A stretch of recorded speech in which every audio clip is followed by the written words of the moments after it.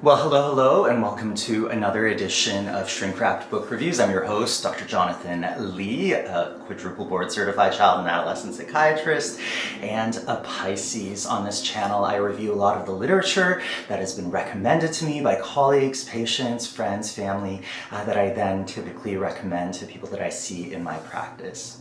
Well, today I got a really special book review from Yascha Mounk, and it's called The Identity Trap.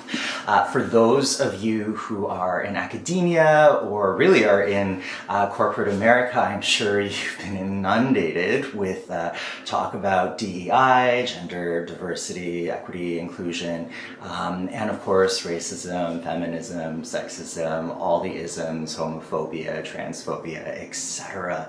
And in this book, Yascha Mounk breaks down the so-called identity trap, or the identity synthesis that seems to be overtaking the known world. Mounk is an academician himself and also the descendant, I believe, of Holocaust survivors. And so for him, the aspect of race and cultural identity is particularly salient for obvious reasons.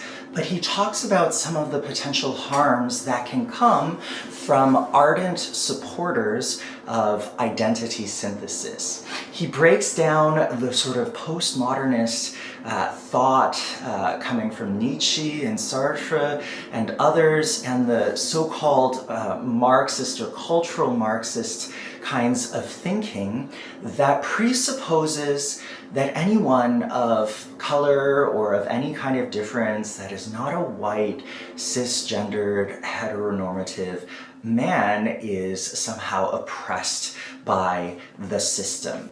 Now, Mounk is very careful in stating that he is a universal liberalist, that he believes that discrimination occurs along the categorical lines of gender, identity, sexuality, race, and that there are patriarchal and racist forces that exist.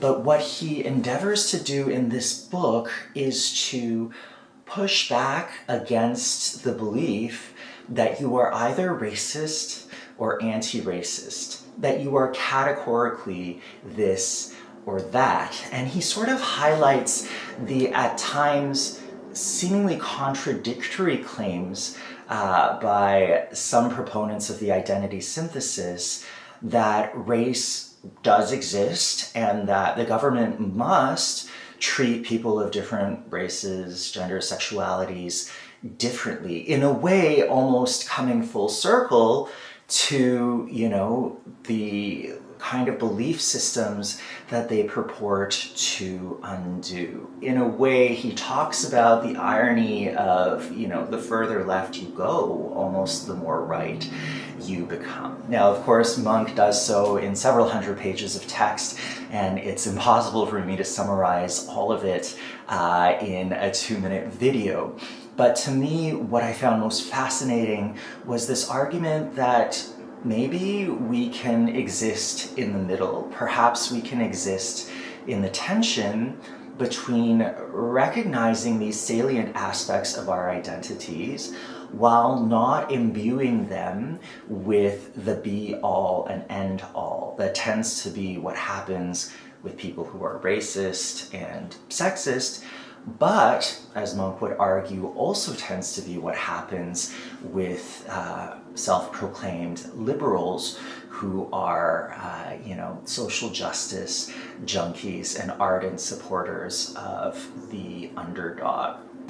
What I find most encouraging about Mounk's book is essentially the thesis that we can move towards a universal liberalism in which people are honored and accepted and recognized for their individual contributions to society, irrespective to some extent of their race, gender, sexuality, etc. Now, this is not abolishing, these characteristics, but it is placing them in the right sort of scale and priority so that we don't polarize and divide society into good, bad, light, dark, liberal, conservative, left, right, and racist or anti-racist. He argues that it is possible for us to have a middle ground, towing that line between these two seemingly opposing sides, to recognize human individuality for what it is. One of the things that I found really fascinating was his discussion about cultural appropriation and the extremes to which some teachers, professors, and people in political parties have gone to essentially defend the rights of the underdog. And he recounts a tale within which a young woman of mixed Asian and Caucasian ancestry was putting on a beautiful photo exhibit in which she recreated a work of art with herself as the model. And although most of her colleagues and her teachers recognized the beauty of the work, one of her Chinese teachers essentially became affronted and said to her that she had no right to sort of put on this display, as she wasn't Chinese, or she wasn't Chinese enough. And so this, of course, begs the question of who decides where the lines fall? Who decides how races, genders, sexualities are properly demarcated? Who decides who is in and who is out?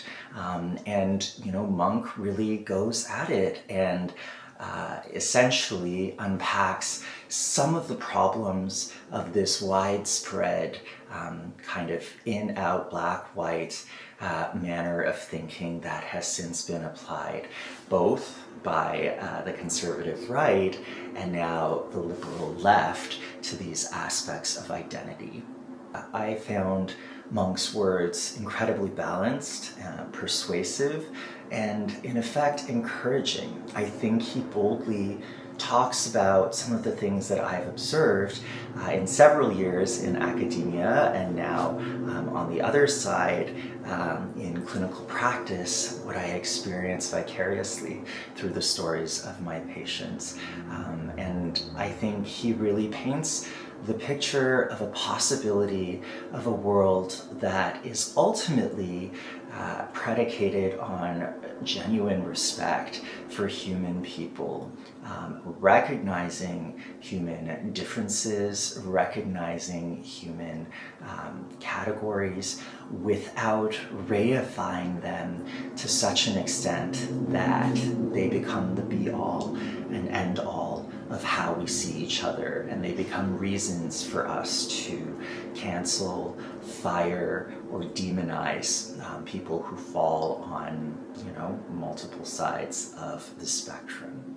If you're at all mystified, curious by the evolution of DEI kinds of curricula and its influence on academia and society at large, I would entirely recommend that you check out Yascha Mounk's book, The Identity Trap. It's an incredible read. It took me several weeks because I went back again and again just to make sure I grasped those ideas. But it provides, a historical context for the evolution of these ideas. And he really charts with startling alacrity the ways in which these thoughts have been put together to the detriment of those who face them. So until next time, happy reading, love yourself, and love each other.